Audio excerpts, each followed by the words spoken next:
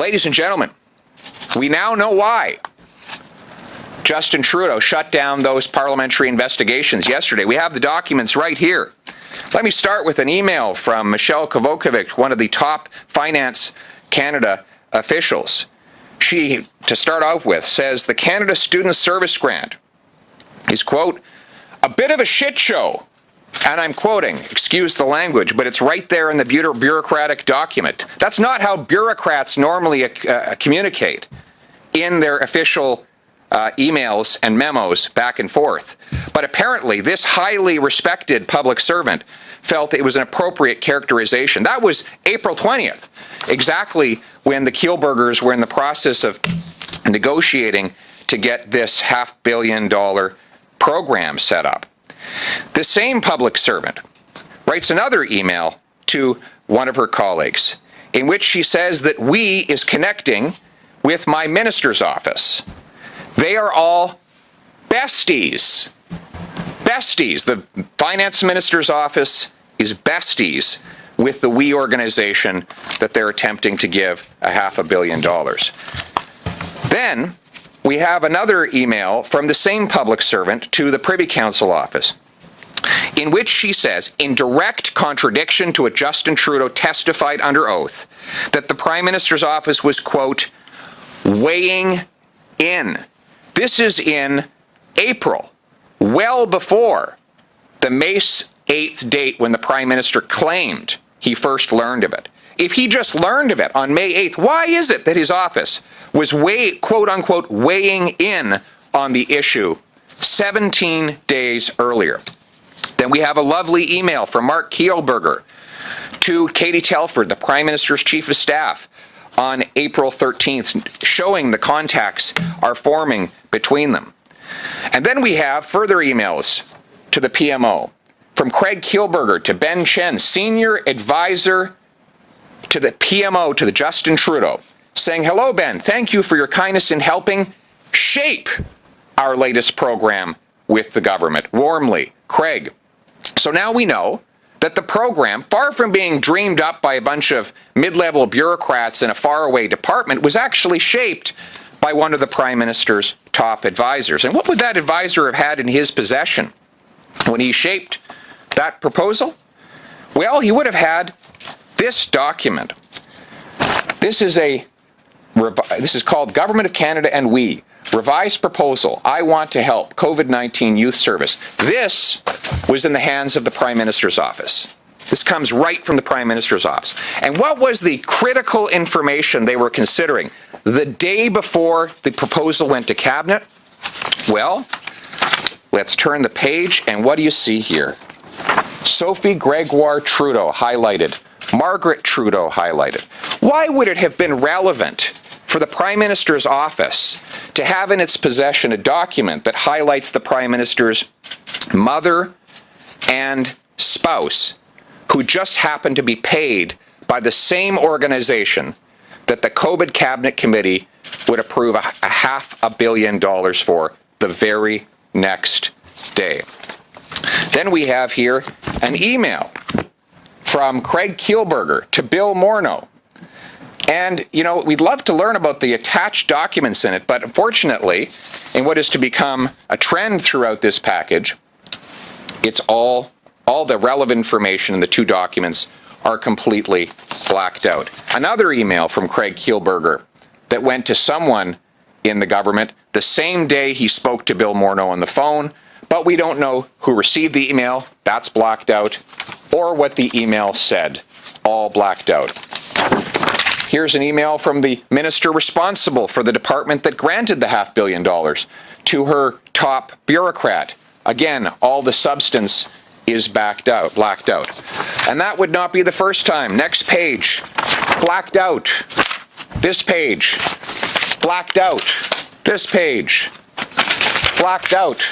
This page, blacked out. Why don't we ask what's in those pages at a parliamentary committee? Well, I'll tell you why. Justin Trudeau shut down those parliamentary committees. When did he do it? The same day these documents became public. What a coincidence. The Prime Minister goes to the Governor General's office and says, Gigi, I'm about to release some very damning information, but I've covered it in black ink, and if you'll just shut down Parliament for me today, then none of the opposition politicians can force me to remove that ink and reveal the truth. Ladies and gentlemen, this is a cover-up. Conservatives will not relent. We will continue to fight to get to the truth. The Prime Minister personally intervened to get a $500 million grant to a group that had paid his family $500,000. He is covering it up by blacking it out and shutting down our investigations. But I've got news for him. Conservatives are just getting started. I'd now like to turn the floor over for more of a cover-up, which our Shadow Minister of Ethics can bring to light, because he is part of a different investigation that the Prime Minister has conveniently shut down just on one of the most important days. Thank you very much. Well, thanks very much to MP Poilievre, our Shadow Minister for Finance, who's done a lot of heavy lifting and a lot of heavy reading. It would be heavier if not for so much black ink as he displayed. And we've heard, I think the phrase was coined during the Watergate scandal in the United States, that it's not the crime, it's the cover-up. And Canadians are going to have to decide, in this case, which is worse? Is it our Prime Minister, Justin Trudeau, twice found guilty of breaking the law in his trip to Billionaire Island and his interference in the criminal prosecution of SNC-Lavalin, now under investigation for a third time, following his awarding of a $500 million agreement to a company that paid his family at least $500,000.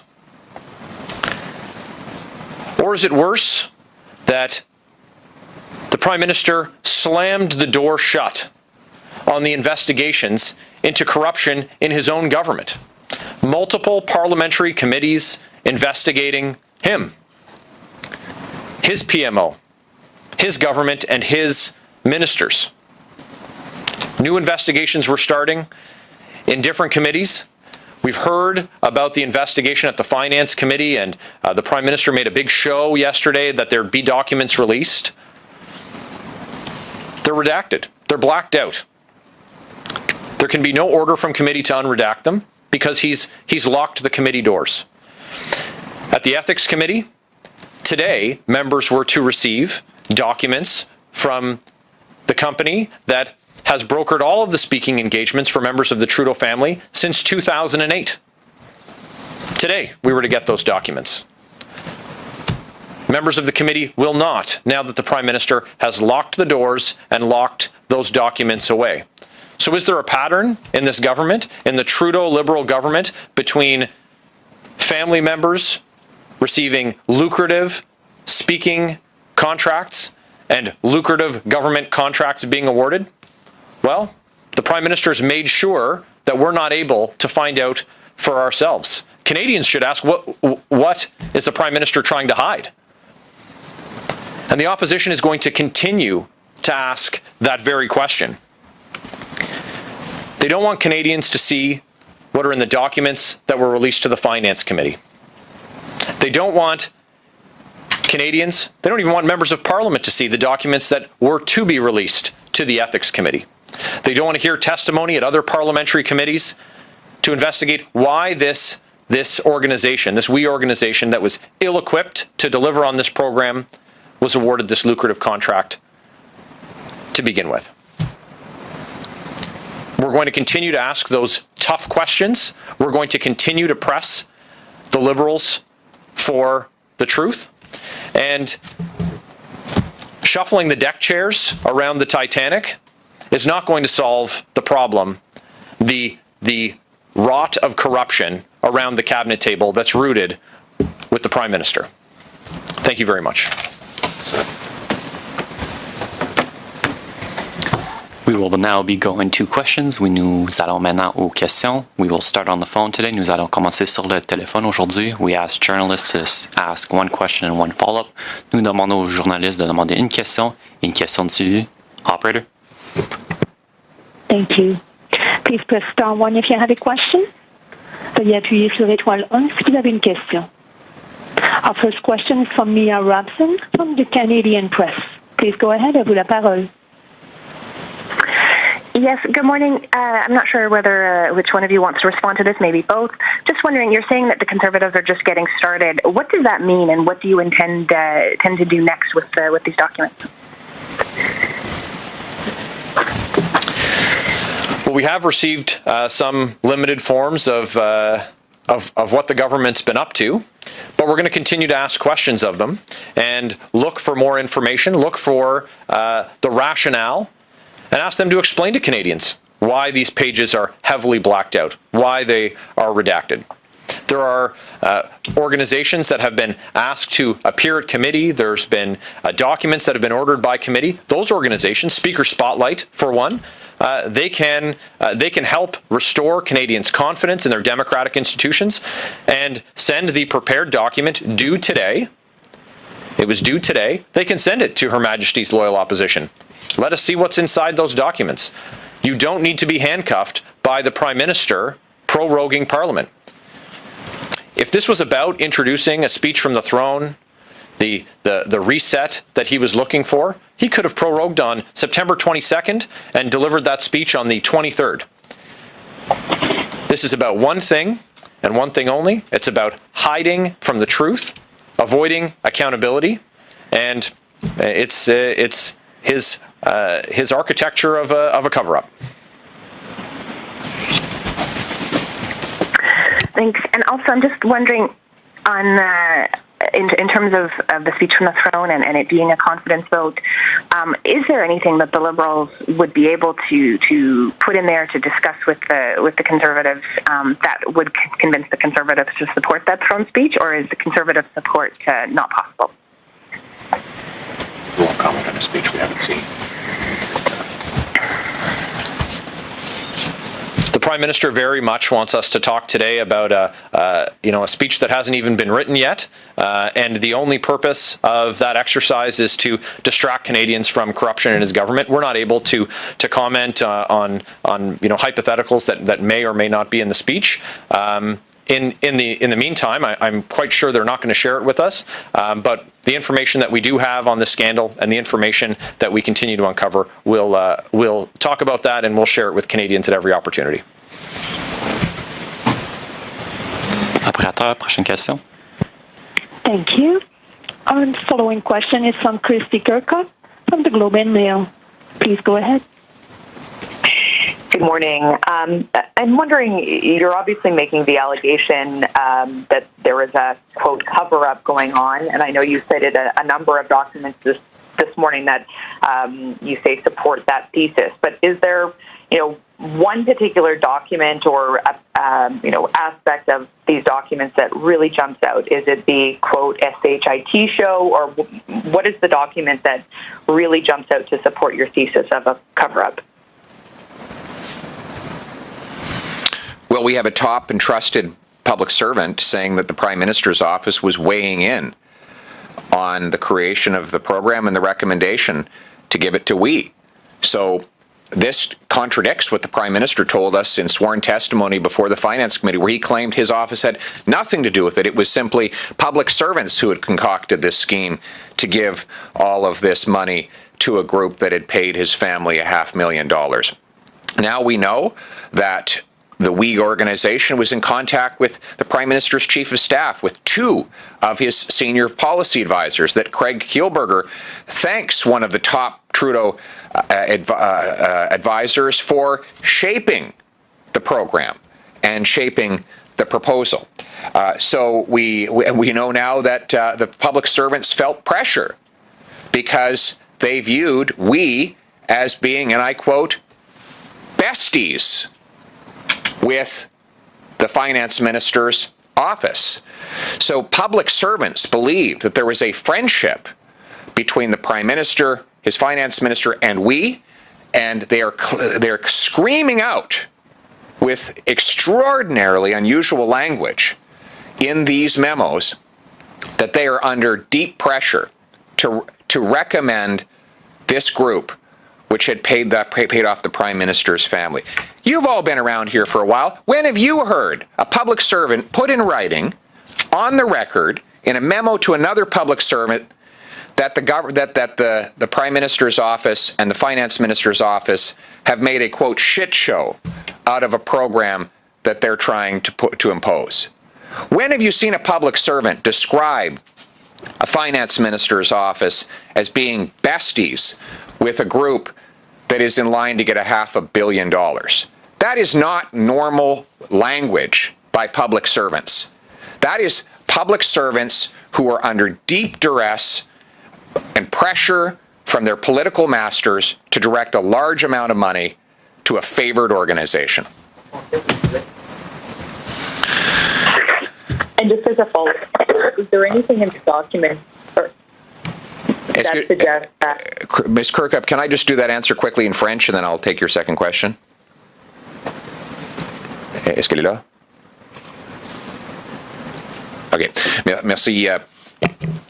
Alors, la question, c'était qu'est-ce qui est dans les courriels qui montrent un camouflage? La réponse, c'est qu'il y a des courriels qui montrent une implication parmi le chef du cabinet du premier ministre, deux de ses conseillers politiques très de haut niveau. L'un qui reçoit de crédit de M. Kielburger. M. Kielburger dit merci d'avoir nous aidé à créer le programme en question.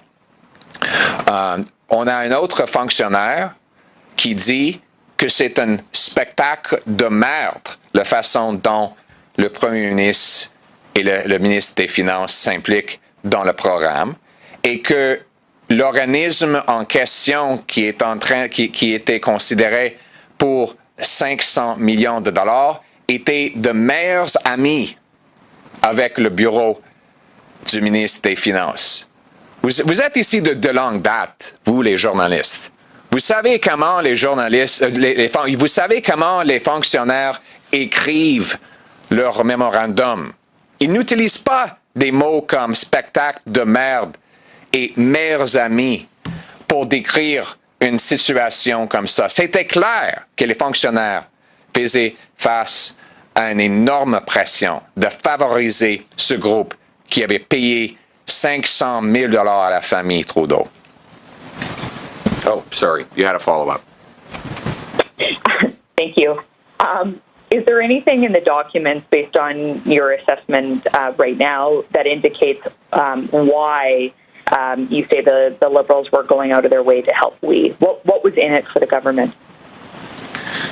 Mais I'll just mention that, you know, in a May 4th policy proposal that the Prime Minister's office had in its possession the day before it went to Cabinet, it highlights that the We organization employed the Prime Minister's wife and his mother. It's right there in the document that would have been possessed by numerous members of the Prime Minister's team. Why was it important for them to be reflecting on the Prime Minister's family involvement with this group the day before the $500 million grant to the group went to Cabinet? That, too, demonstrates that this was driven by the Team Trudeau in the interests of the Prime Minister and his family. One last question on the phone, une dernière question sur le téléphone avant qu'on va à la chambre. Thank you. Our last question is from Tom Korski from Blacklock Reporters. Please go ahead. Thank you. Question for Mr. Barrett. I want to be sure I understand, sir. Is it your understanding that the Toronto Talent Agency supplied all those, that would be 14 years worth of records that you had sought through your successful motion, that the clerk has all those records, that it was completely fulsome response, but you haven't been able to see those? Is that correct? The documents that we requested at committee by motion, it's important to note that Liberal members of the committee jumped up and down and flailed wildly when we proposed that we wanted to determine if there was a connection between speaking fees paid to members of the Trudeau family, and government contracts being awarded. There were going to be significant restrictions on members when they reviewed these documents. In a room, without staff, numbered copies, no electronic devices, no emails, or by appointment only with the clerk. We're not talking about the National Security Intelligence Review Committee here. We're talking about speaking fees paid to the Prime Minister's family. And it was treated as if it was a matter of national security by Liberal members on the committee. This organization asked the committee for an extension. In good faith, we offered them that extension. They asked for tomorrow, or excuse me, for today to be the day that they would deliver the documents to us.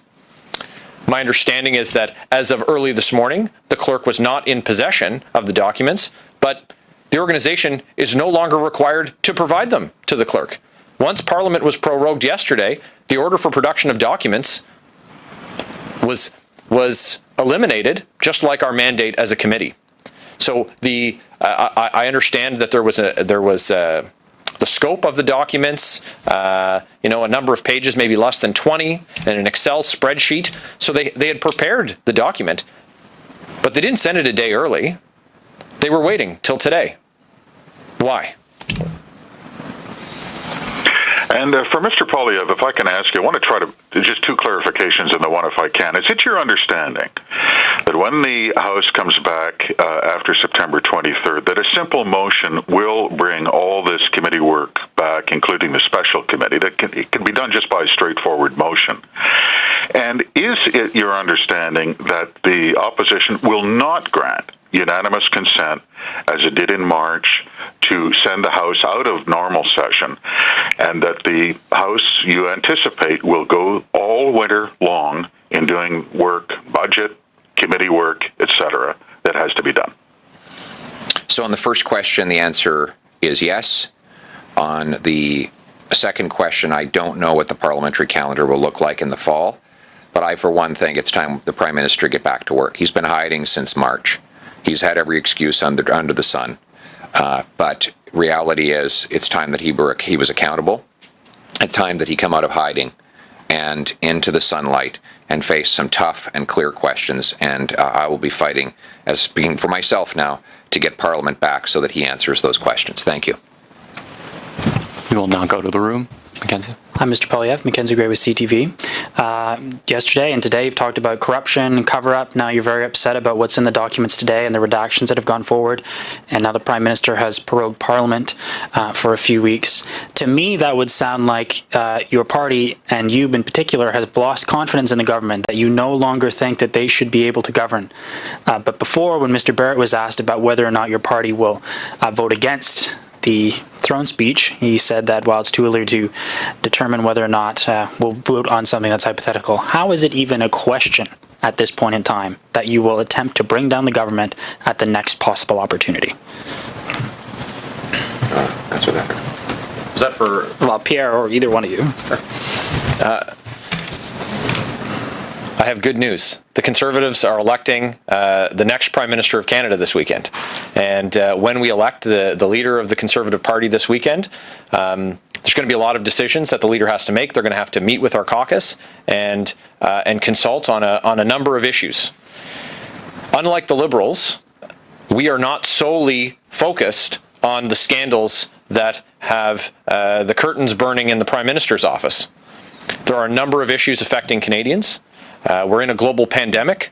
We're in recessionary times. Canadians are worried about paying the bills, feeding their families, and Justin Trudeau is completely preoccupied with the scandals that have that have him in the hot seat, under investigation again.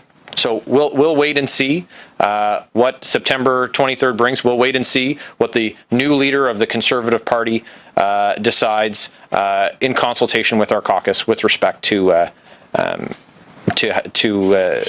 throne speech. So it sounds like, despite the corruption, the cover-up, the frustration about the WE scandal, all the myriad of things that we've heard many Conservative MPs bring forward in this room every day, that there's still some kind of opportunity that your party would actually vote in favor of keeping the government with this throne speech. Is that correct? Do I think that Justin Trudeau should be the Prime Minister? Absolutely not. I don't think he should have had a second shot at that after he was found to have broken the law a second time last year. Here we are with the Liberals on a shortened leash, and they've lost their majority, and we will work as a caucus to hold the government to account, and we will continue to get answers.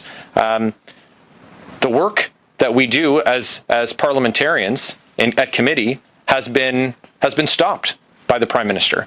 If there's an election tomorrow, there's no more hearings, there's no more release of documents, and so we will we'll see what happens when the House convenes in September.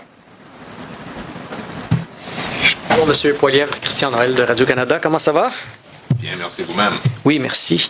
C'est un peu la même question, dans le fond, que j'aimerais vous poser en français. Vous avez vraiment pas confiance envers le gouvernement. Vous dites qu'il y a de la corruption, qu'on essaie de cacher la vérité aux Canadiens.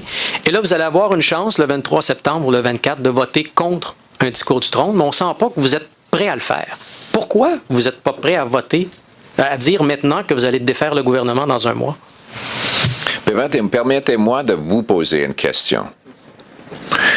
Si vous étiez Justin Trudeau, est-ce que vous voudriez que tous ces secrets soient exposés avant ou après les élections? Vous me posez une question, mais je répète ma première question qui est là. Pourquoi vous ne voulez pas le faire tomber? OK. Si vous ne voulez pas répondre à la question, je vais répondre moi-même. Que Justin Trudeau aimerait très, très bien avoir une élection avant que la vérité soit connue. Nous, les conservateurs, nous voulons que les Canadiens sachent la vérité avant de voter. Quand est-ce que la vérité sera disponible pour tout le monde? On ne sait pas. Parce que le premier ministre a prorogé et empêché les enquêtes des comités parlementaires.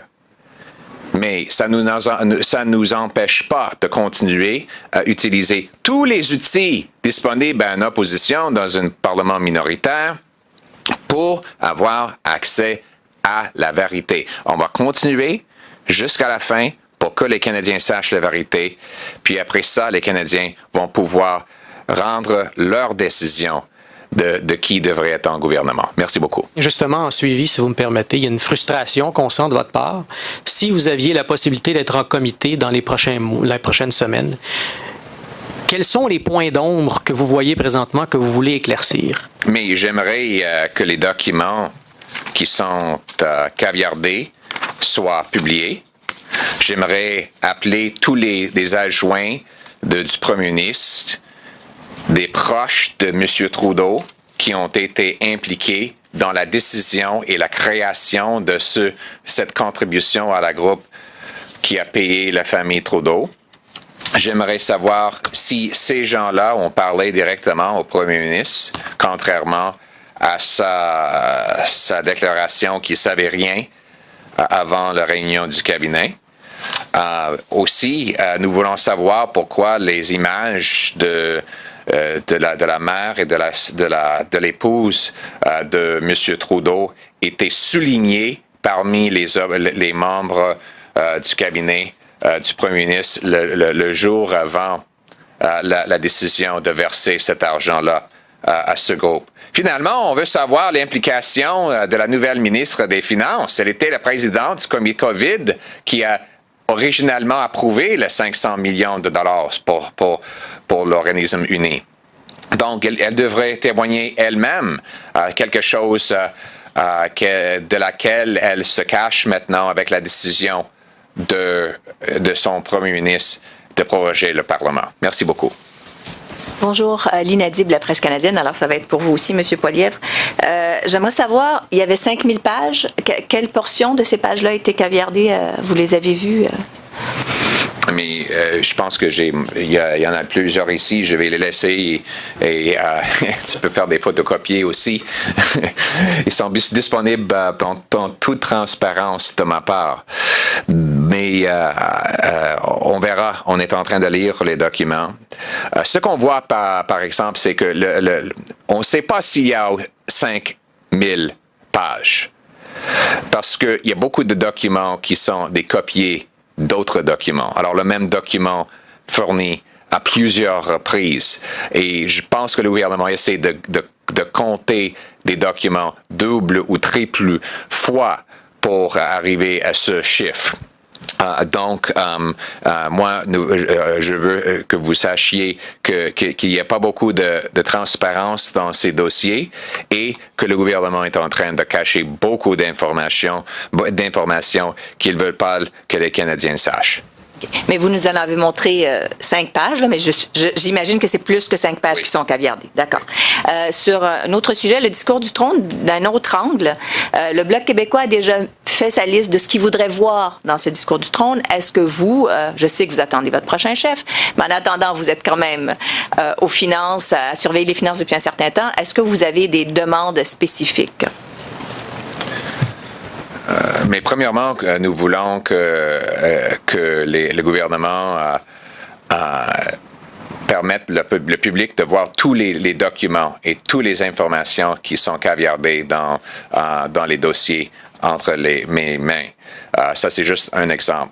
Alors, nous voulons une grande transparence en matière de la scandale uni et c'est une des revendications que les conservateurs feront par rapport à la discours du trône. Merci. David Thurton, CBC News. Do you think the Prime Minister is trying to force an election?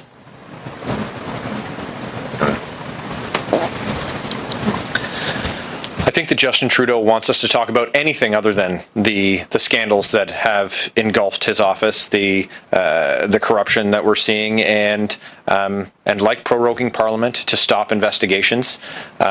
The next best thing is that at the end of September there's an election and there's no more information. Canadians would go and cast their ballots not knowing the full truth, and so I do think any opportunity that Justin Trudeau has to change the channel, to distract from and obscure the facts, that he's taking that opportunity. Do you think he's trying to force an election? I think that Justin Trudeau is trying to use every measure possible to make sure that the truth doesn't come out.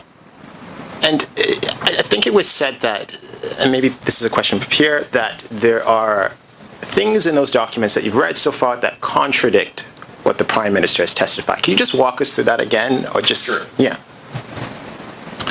Well, first, he claimed that this whole scheme to give $500 million to a group that had paid his family $500,000 was dreamed up by public servants.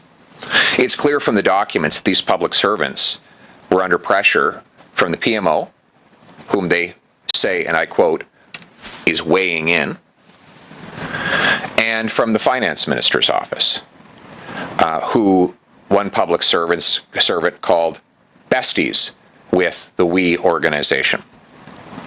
It's also clear that top-level staff in the PMO were involved with the creation of the program. His senior advisor, Ben Chin, is credited with shaping the grant to We. He's credited by We itself. So far from being the project of some mid-level bureaucrat in a faraway department on the other side of the river, it was the Prime Minister's top advisors who were shaping the program. And they were doing it for weeks prior, many weeks prior, to the cabinet meeting where the Prime Minister claims he first learned about it.